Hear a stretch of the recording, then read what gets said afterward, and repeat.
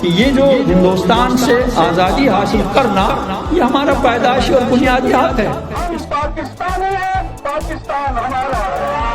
بسم اللہ الرحمن الرحیم۔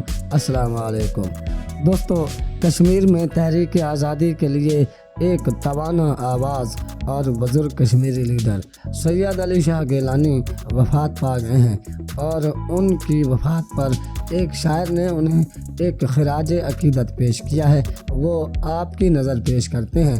اس سے پہلے آپ ہمارے چینل کو سبسکرائب کر لیں اور ساتھ لگے گھنٹی کے نشان کو ضرور دبائیں تاکہ آپ کو ہماری آنے والی تمام ویڈیوز پہنچتی رہیں، اور اس ویڈیو کو لائک بھی کریں۔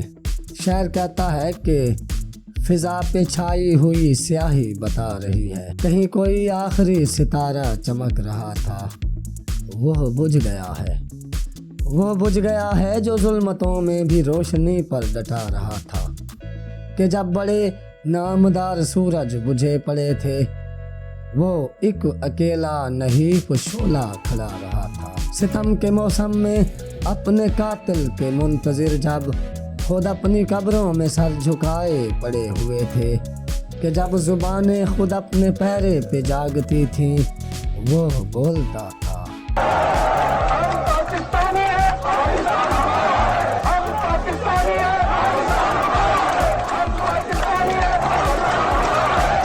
وہ بولتا تھا، وہ ایسی جرأت سے بولتا تھا کہ جیسے قاتل کا تاج شاہی اچھالتا ہو، ہوا کا سکتہ بتا رہا ہے، وہ بجھ گیا ہے جو اتنے کتبوں کے بیچ زندہ کھڑا ہوا تھا، جو اتنے کتبوں کے بیچ زندہ کھڑا ہوا تھا، وہ آخری شخص مر گیا ہے، وہ بجھ گیا ہے، وہ بجھ گیا ہے۔ امید ہے آپ کو ہماری یہ کاوش پسند آئے گی۔